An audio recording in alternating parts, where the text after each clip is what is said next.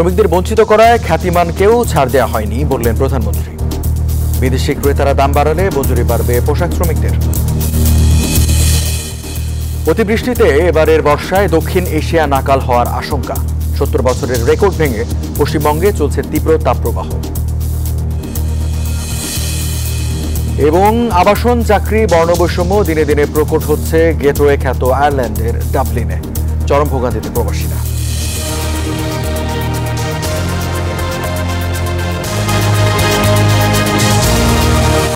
এবার বিস্তারিত।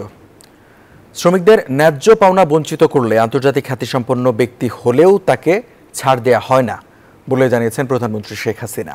বুধবার শেরেবাংলা নগরে বঙ্গবন্ধু আন্তর্জাতিক সম্মেলন কেন্দ্রে মহান মে দিবস উপলক্ষে বক্তব্যে এই কথা বলেন তিনি। জানান, খেটে খাওয়া মানুষের ভাগ্য উন্নয়নে কাজ করে যাচ্ছে আওয়ামী লীগ সরকার।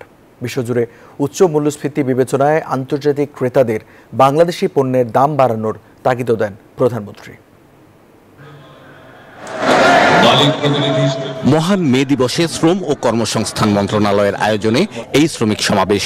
বিশ্বের সকল শ্রমজীবী মানুষের প্রতি শ্রদ্ধা জানিয়ে সমাবেশের প্রধান অতিথি প্রধানমন্ত্রী শেখ হাসিনা বলেন, শ্রমিক কল্যাণ নিশ্চিত করাই তার দল আওয়ামী লীগ এবং সরকারের লক্ষ্য।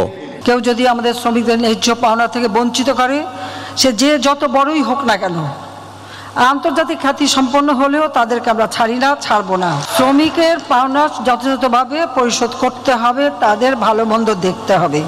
বিশ্বজুড়ে উচ্চ মূল্যস্ফীতির প্রসঙ্গ উঠে আসে প্রধানমন্ত্রীর বক্তব্যে।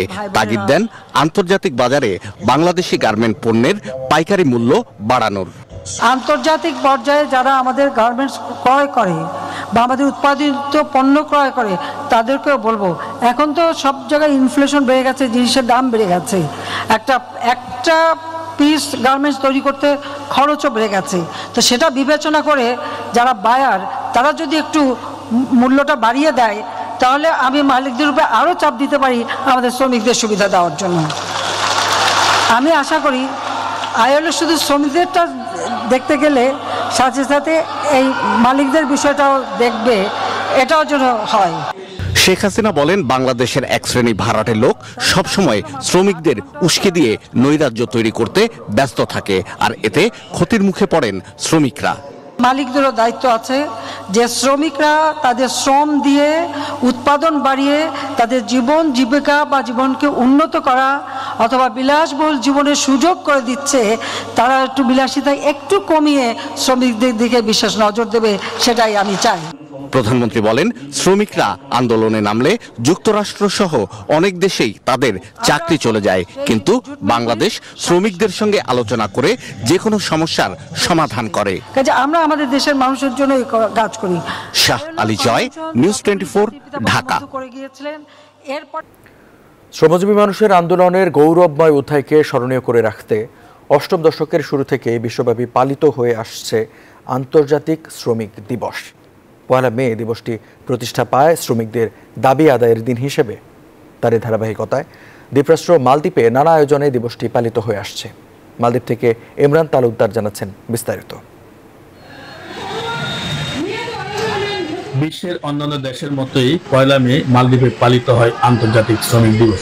এই উপলক্ষে দেওয়া হয় সরকারি ছুটি। প্রবাসী শ্রমিকদের সমস্যার সমাধানের লক্ষ্যে মালদ্বীপে বাংলাদেশের দূতাবাস নিরলস কাজ করে যাচ্ছে বলে জানালেন মিশনের শ্রম কাউন্সিলর মোহাম্মদ সোহেল পালু।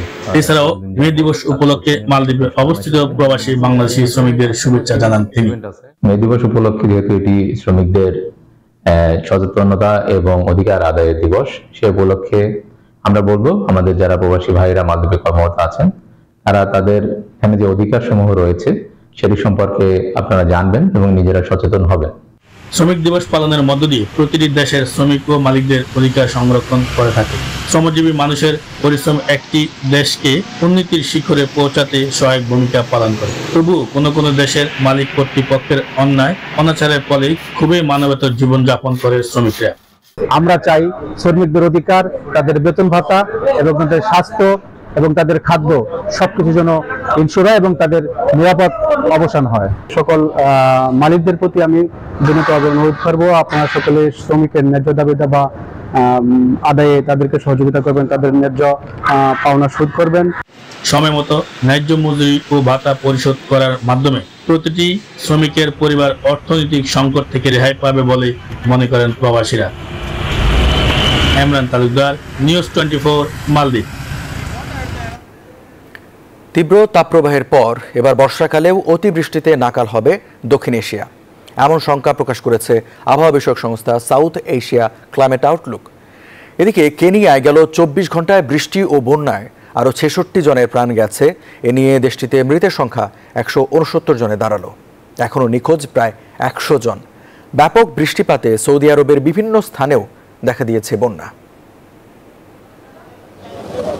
ভারী বৃষ্টি ও বন্যার জেরে নতুন করে আরও অর্ধশতাধিক প্রাণহানি দেখল কেনিয়া। এখনও নিখোঁজ রয়েছে বহু মানুষ। প্রাণহানির সংখ্যা আরও বাড়তে পারে বলে করা হচ্ছে আশঙ্কা। বন্যার কারণে দেশটিতে বাস্তুচ্যুত হয়েছে 30,214টি পরিবার। কেনিয়া সরকার জানিয়েছে, মূলত ভারী বৃষ্টিপাত এবং নদীর পানি উপচে পড়ে সৃষ্ট বন্যায় প্লাবিত হয়েছে ঘরবাড়ি, অবকাঠামো ধ্বংস এবং প্রয়োজনীয় পরিষেবা ব্যাহত হয়েছে। মানবিক সংস্থা এবং স্থানীয় কর্তৃপক্ষের সহযোগিতায় বন্যায় ক্ষতিগ্রস্তদের জরুরি সহায়তা প্রদানের জন্য কাজ চলছে।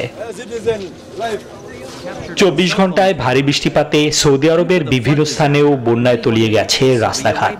বহু বাড়িঘর ডুবে যাওয়ার পাশাপাশি বেশ কিছু প্রতিষ্ঠানও ক্ষতিগ্রস্ত হয়েছে। মদিনার আলিসি শহরে হয়েছে সবচেয়ে বেশি বৃষ্টি। বর্ষণের সময় উপত্যকা ও জলাধারগুলো থেকে দূরে থাকার আহ্বান জানিয়েছে মদিনা অঞ্চলের সিভিল ডিফেন্স অধিদপ্তর।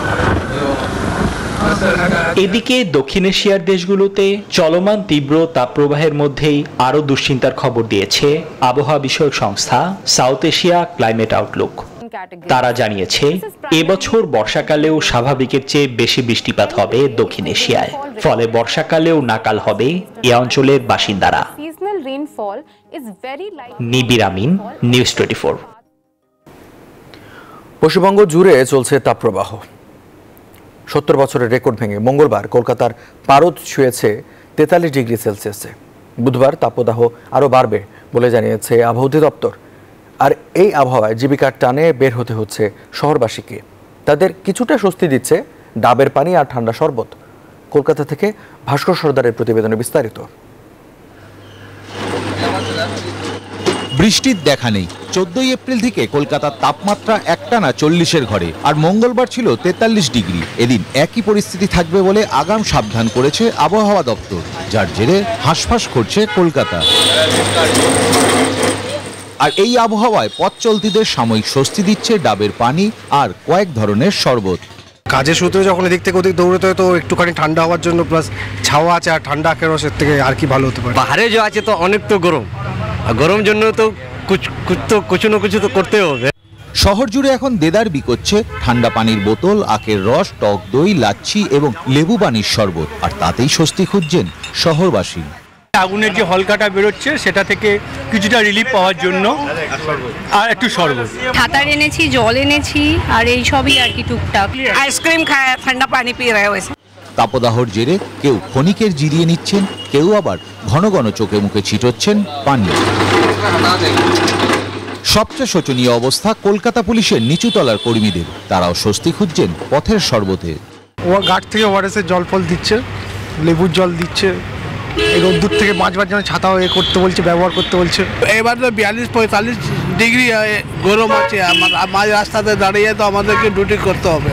দিনের গরম হাওয়া যেন আগুনের হলকা, পথে বের হলেই শরীর জ্বালিয়ে পুড়িয়ে দিচ্ছে। বের হওয়া যাচ্ছে না খালি চোখে।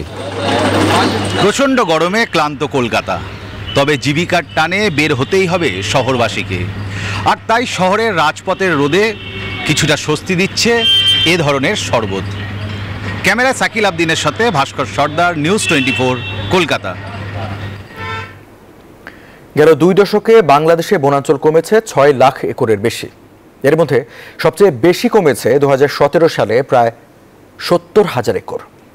এমন তথ্য দিয়েছে মার্কিন online platform global forest watch. জানায়, এই বিশাল এলাকার গাছগাছালি ধ্বংস না হলে 75 মেগাটন কার্বন ডাই অক্সাইড নিঃসরণ ঠেকানো সম্ভব হতো।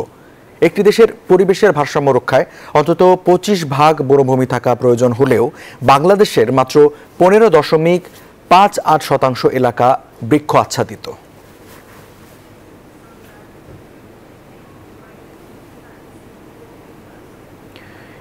ইউরোপের গেটওয়ে খ্যাত আয়ারল্যান্ড, ডাবলিন সহ সমগ্র আয়ারল্যান্ডে বিভিন্ন বর্ণের মানুষের বসবাস। তবে সাম্প্রতিক সময়ে আবাসন, চাকরি, বর্ণবৈষম্য দিনে দিনে প্রকট হচ্ছে। এমন অবস্থায় চরম ভোগান্তিতে প্রবাসীরা। তবে সংকট নিরসনে কাজ করছে আইরিশ সরকার। আয়ারল্যান্ড থেকে সমীর কুমার ধরের প্রতিবেদনে বিস্তারিত। উত্তর পশ্চিম ইউরোপের অবস্থিত একটি দ্বীপরাষ্ট্র আয়ারল্যান্ড, যেখানে প্রবাসীর সংখ্যা প্রায় 5.5 লাখ। বিভিন্ন বর্ণের রঙের মানুষের বসবাস ডাবলিন সহ সমগ্র আয়ারল্যান্ডে। তবে আধুনিক সার্বভৌম রাষ্ট্রটিতে আবাসন, চাকরি, বর্ণবৈষম্য দিন দিনে প্রকট হচ্ছে। অনেকে কাজের ক্ষেত্রে চরম ভোগান্তিতে পড়ছেন অভিবাসী সহ প্রবাসীরা। এমত অবস্থায় দেশটির সরকার বেশ কয়েক বছর যাবৎ সংকট নিরসনে জনজাগরণের কাজ করে যাচ্ছেন। People coming to visit Ireland receive, and we like to think that no matter who they are or where they come from or whatever, they all should receive the same welcome. And for those people living here, we think that the idea of differences should be suppressed. আর প্রবাসীরা বলছেন সকলের সম্মানযোগ্য সহাবস্থানের মাধ্যমেই ভবিষ্যতের Ireland এগিয়ে যাবে। সমীর কুমার ধর, news 24, Dublin, Ireland. সরকার প্রবাসীদের সেবায় সর্বোচ্চ আন্তরিকতা নিয়ে কাজ করে যাচ্ছে বলে মন্তব্য করেছেন সৌদি সফররত চট্টগ্রাম 15 আসনের সংসদ সদস্য এম এ মোতালেব। স্থানীয় একটি হোটেলে সৌদি আরবের মক্কা আওয়ামী ফাউন্ডেশনের উদ্যোগে সংবর্ধনা অনুষ্ঠানের আয়োজন করা হয়। ইসমাইল হোসেনের সভাপতিত্বে বিশেষ অতিথি ছিলেন আতর রহমান ভূঁইয়া। পরে চট্টগ্রাম সাতকনিয়া প্রবাসীদের পক্ষ থেকে প্রধান অতিথিকে ফুল দিয়ে অভিনন্দন জানানো হয়।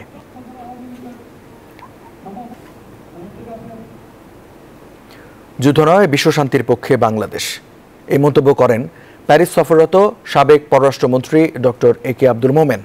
28 এপ্রিল জালালাবাদ অ্যাসোসিয়েশন ফ্রান্সের উদ্যোগে প্যারিসের লাক নরভে আয়োজিত হয় সিলেট উৎসব। এতে প্রধান অতিথি ছিলেন সাবেক এই পররাষ্ট্রমন্ত্রী। ভারপ্রাপ্ত সভাপতি খসরুজ্জামান জালালাবাদীর সভাপতিত্বে ও সাধারণ সম্পাদক মোহাম্মদ আলী হোসেন উপস্থিত ছিলেন।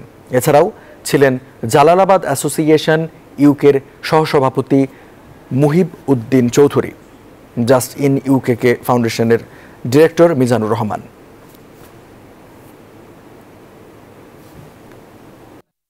কাজ না হওয়ার পিছনে একটি বড় কারণ হচ্ছে দুর্নীতি।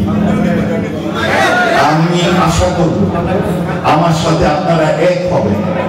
মাননীয় প্রধানমন্ত্রী ঘোষণা করেছেন যে বাংলাদেশ থেকে দুর্নীতি মুক্ত করবেন। প্রবাসীদের সেবার মান বাড়ানো, স্মার্ট কার্ড প্রদানের পাশাপাশি এয়ারপোর্টে হয়রানি বন্ধে আলাদা লাইন করা হবে বলে লন্ডন সফররত সাবেক পররাষ্ট্রমন্ত্রী এবং পররাষ্ট্র মন্ত্রণালয়ের সংসদীয় স্থায়ী কমিটির সভাপতি ডক্টর এ কে আব্দুল মোমেন জানিয়েছেন। 29 এপ্রিল সন্ধ্যায় লন্ডন অ্যালিপেন ক্যাসেলের একটি রেস্টুরেন্টে British Bangladesh chamber of commerce and ইন্ডাস্ট্রির সভায় এই কথা বলেন তিনি। সভাপতি সাইদুর রহমান রানুর সভাপতিত্বে বিশেষ অতিথি ছিলেন যুক্তরাজ্যের বাংলাদেশের হাই কমিশনার সাইদা মোনা তাসনিম।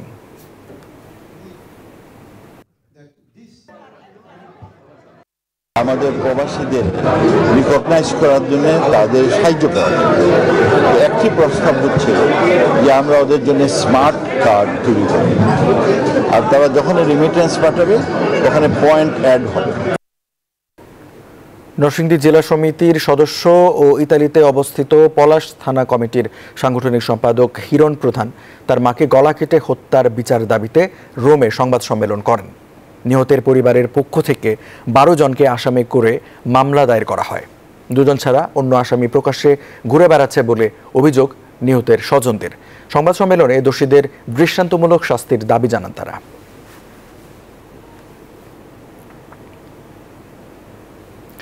বিশ্বের বড় শহরগুলোর অন্যতম এবং গুরুত্বপূর্ণ সিটি লন্ডন। এই শহরের সিটি নির্বাচন আছে। নির্বাচনে কনজারভেটিভ, লেবার, লিবডেম, স্বতন্ত্র সহ বিভিন্ন দল থেকে 13 জন প্রতিদ্বন্দ্বিতা করছেন। ভোটারদের মন কাটতে শেষ সময়ে প্রচারণা নিয়ে লন্ডনের মাঠ চষে বেড়াচ্ছেন প্রার্থীরা। শেষ মুহূর্তে বাংলাদেশ অধ্যুষিত টাওয়ার হ্যামলেটসের বর্তমান মেয়র সাদিক খান নেতাকর্মী এবং বিশিষ্টজনদের নিয়ে প্রচার অভিযান চালিয়েছেন। 6 বছরে 40,000 ঘর নির্মাণ, অপরাধ দমন, সার্বিক নিরাপত্তা ছাড়াও এথনিক মাইনরিটির নানা সুযোগ প্রদানের আশ্বাস দেন তিনি। I win on Thursday, May the 2nd. Then later this year, we have a Labour government. And a Labour government and Labour Mayor working together means more police, more youth clubs, more off-school clubs being tough on crime. টানটান উত্তেজনা নিয়ে ইতালির রাজধানী রোমে বাংলাদেশ দূতাবাস বনাম Bangladesh press ক্লাবের প্রীতি cricket match অনুষ্ঠিত হয়েছে। বাংলা নতুন বছর উপলক্ষে রোমের ভিলা বর্গেজি পার্কে এই প্রীতি ম্যাচের আয়োজন করা হয়। এই ম্যাচে বাংলাদেশ প্রেস ক্লাব দূতাবাসের দলকে 22 রানে পরাজিত করে। প্রেস ক্লাবের সভাপতি আফজাল হোসেন রোমানের সভাপতিত্বে ও সাধারণ সম্পাদক রিয়াজ হোসেন এর পরিচালনায় প্রধান অতিথি ছিলেন রোমে বাংলাদেশ দূতাবাসের charge the affairs Mohammad Jasimuddin.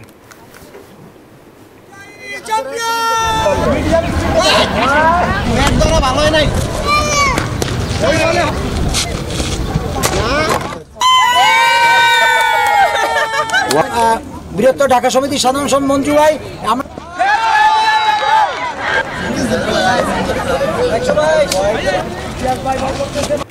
এই ছিল প্রবাসী নিউজ 24 সংবাদে। এতক্ষণ সাথে থাকার জন্য ধন্যবাদ সবাইকে।